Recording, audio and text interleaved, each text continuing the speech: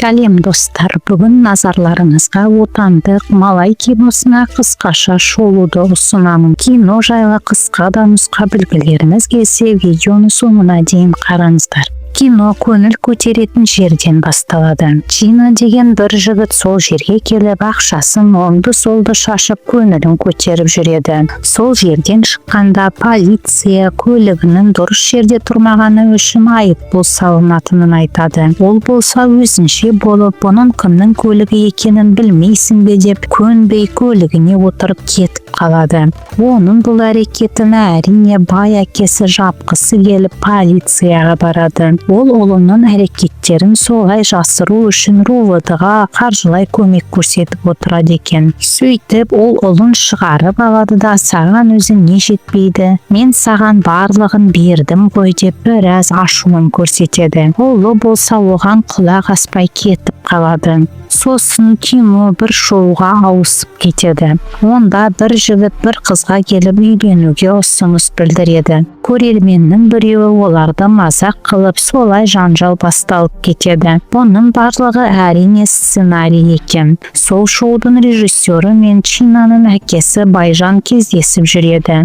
Бірақ ол жайлы балаларынан жасырып жүр екен. Сол кезде Чина жайлы әңгіме қозғалып, соған қатысты бір жоспар ойластырады. Солай екеуі бір профессорға келеді. Профессор болса келе салысымен екеуіне енді күшті бір пранк жасайды. Сосын олар профессорға Чинаны өзгерту керек екенін айтады. Профессор болса оның соңғы стадияда екенін, тым кеш екенін айтады. Сосын әкесі үйіне келіп, ұлына да әлгі пранкты жасамақшы болады. Чинаға болса бәрібір болып, артына да бұрылып қарамай өз жөнімен кетеді. Әкесі енді шынымен де бұның соңғы стадия екенін түсінеді. Сосын тағы бір көңіл көтеретін жерден шыққанда оған біреу садақ атып ұйықтатып тастайды. Есін жиғаннан кейін өзінің түсініксіз бір жерде екенін көреді. Бұрынғы өмірге түсіп кеткендей ме қалай өзі? Түк түсінбей тұрғанда оны адамдар бақыр деп атап, тіпті олардың біреудің басын шауып жатқандарын көріп, ол қорқып айғайлап қаша бастайды.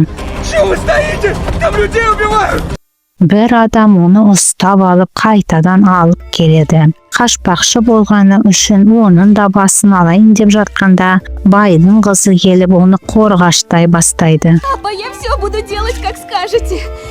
Солай бай қызын аяп оны босатады. Қызық дегенде жүрген адамдардың барлығы бағанағы шоуда жүрген әртістер екен. Сөйтсе шынымен де Чинаны өзгерту мақсатында барлығы режиссер мен профессордың ойлап тапқан сценарийі екен. Әкесі Чинаның барлығын біліп қалады ма деп алаңдаулы болады. Чина болса ойлана келе өзін өлген немесе комадамын деп ойлап оянбақшы болады. Так совсем себя убьешь.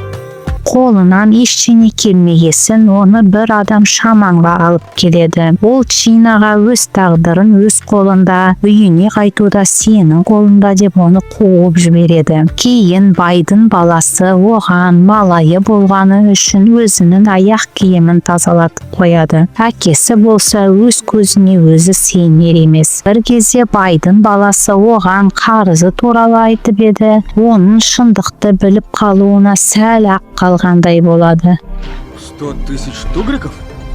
Бірақ ол ештеңеден сезіктенбейді. Солай оған ондағылар дамыл бермей күнде жұмысқа салып отырады. Бір күні оған байдың қызы келіп әкесінің оны кәрі адамға тұрмысқа берейін деп жатқанын айтып көмек сұрайды. Ол болса бақытты бол деп айтып қашып кетеді. Сценарий бойынша ол қызды аяп оны қорғап шығуы керек екен. Енді оларға басқа сценарий ойлап табу керек болады. Түнде Чина жарысқа қатысатын бір атты күзетіп отырып, оған менде де сенікіндей өмір болған, барлығы дайын, не ішем, не жейм демейм деп әкесін сағынғанын айтады да өзі ұйқыға кетеді. Таңертең тұрса аттың жоқ екені белгілі болады. Атты негізі досына қарау керек болғасын Чина өзінің атты қарауға келіскенін жасырып қалады. Досы кейін арқасын қамшымен ұрғандай қылып көрсетіп, оған ренішін білдіреді. Бақыр одан кешірім сұрағысы келіп еді,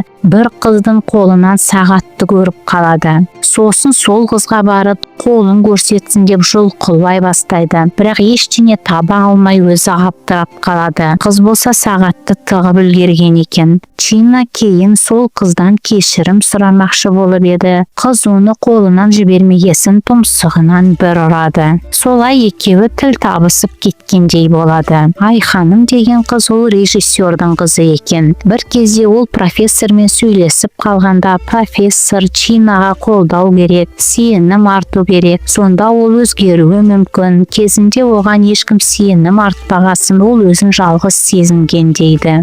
Айханым болса ойланып қалады. Кешке қарай ауылда жастар ақсүйек ойнауға жиналады. Ол жерге Айханым да келеді. Ортаға шығып Чина ән айтып жатқанда барлығы ақсүйекті іздеуге кетеді. Чина Айханымға бара жатыр еді. Байдың қызы шығып тағы да құтқаруын сұрайды. Сонда да Чина оған мән бермей Айханымға барып оны әңгімеге тартады. Сценарий бойынша Чина байдың қызын жардан құламауы үшін құтқаруға бару керек екен. Бірақ оған бәрібір болып Айханыммен әңгімесін жалғастыра береді. Сосын байдың қызының жардан құлайтынын айтқанын есіне түсіріп сол жерге барады. Солай оны құтқарып қалады да алып кетудің орнына әкесіне қайтарып әкеліп тастайды. Сол кезде бай оған 100 000 теңге қарызын кешіретінін айтады. Теңге деп айтқасын барлығы Чинаның күмәнданып қалады ма деп ойлап еді, бірақ ол тағы да ештеңені түсінбей қалады.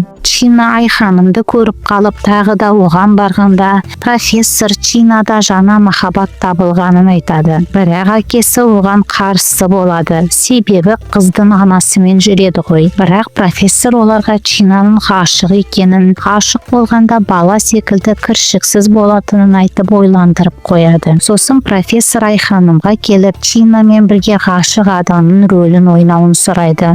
Кейін байдың баласы да бірдене бүлдіріп, оның орнына Чина қарызын жабу үшін жазалануға келіседі. Яғни арқасын 40 рет қамшымен ұру керек болады. Әкесі ол көріністі көріп шыдамай кетіп қалады. Оның соңынан режиссер барғанда әкесі бала кезінде Чинаға көңіл бөлмегенін айтып барлығына өзін кінәлайды. Чина болса байдың баласына келіп енді өзін босатуларын сұрап еді. Ол ешқандай келісім жоқ. Сен малай болдың, малай болып қаласың деп оны кемсітеді. Чина атып тұрып еді, барлығы оны байдың баласын бір ұрады ма деп ойлаған еді. Бірақ ол ештеңе істемей кетіп қалады. Сосын сыртқа шығып әкесі мен баласының бірге жүргеніне қарап қызығып мұңайып отырады. Сол кезде Айханым келіп оны өзінің атына алып келеді. Чинаның оған деген сезімі одан сайын ұлғайып жатқандай болады. Солай ауылдағы өмір өтіп жатады. Чина тірлікке әбден үйренісіп кеткен секілді. Бір күні ол басында қайтыс болған құлдың біреуін танып қалады. Ты же умер, тебя стрела убила. Бірақ ол менің негізім бар деп құтылып кетеді. Чинаның әкесі одан кейін актер мен оны кіргізген адамды ашуланып оларды жұмыстан шығарып жібереді. Чина Айханымды жеке кездесуге алып келеді. Сосын егер бай оны босатқанда Айханымға үйленбекші болғанын, кезінде ол да байдың баласы секілді бұзық болғанын, бәлкім соның зардабын тартып жатқанын айтып өкінішін білдіреді. Жұмыстан қуылған әлгі екеуі болса астарлы ақиқатқа келіп Чинамен болып жатқан жағдайды айтады. Оны әкесі теледидардан көріп қалып жобаны тоқтату керек дейді. Профессор болса әлі де уақыт бар екенін айтып жалғастыру керегін айтады. Сөйтіп олар жаңа сценарий құрады. Сценарий бойынша Айханымды біреу алып кетіп Чина оны құтқарып қалу керек болады. Солай ауылға жоңғарлар шапқандай болады. Жоңғар келіп баласына екінші әйел қылып қазақ қызын алып беретінін айтады. Солай олар бір қызды таңдап алып соны алып кетпекші болады. Егер қыздың әкесі олардың адамын жеңсе қайтарып береміз дейді. Бірақ әкесі өлгендей болып олар ол қызды жібере салады. Сосын олар Айханымды таңдап алады. Чина оны құтқарудың орнына қорқып қашып кетеді. Айханым болса бір түрлі болып қалады.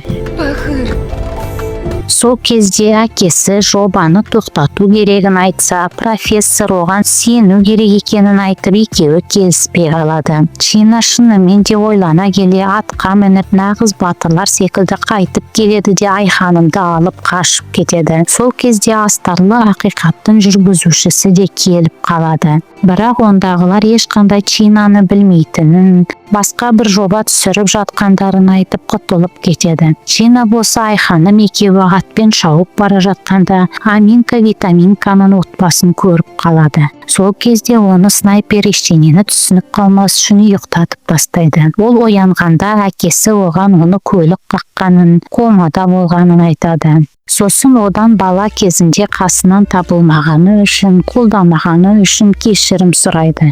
Чина да әкесінен нақұрыс болғаны үшін кешірім сұрайды. Солай ол көңіл көтеретін жерде өзін бұрынғыдай емес біртүрлі сезініп, тіпті көлігіне айыппұл салуға да келісіп, бар ойы тек Айханымда болады. Бір күні ипподромға келгенде шынымен де Айханымды көріп қалады. Айханым болса оған бар шындықты жайып салады. Чина әкесінің барлығын білетінін түсінгенде таң қалады. Айханым оған бұның барлығы сені өзгерту үшін болған. Басында сен мені қызықтырмасаң да кейін жақынырақ танығасын, шынымен де ұнап қалдым дейді. Чина болса бұның барлығы шын болса мен малай болғаныма өкінбеймін дейді. Кейін екеуінің ата-аналары үйленеді. Чина өзі де осы жобамен айналысып режиссері болып кетеді.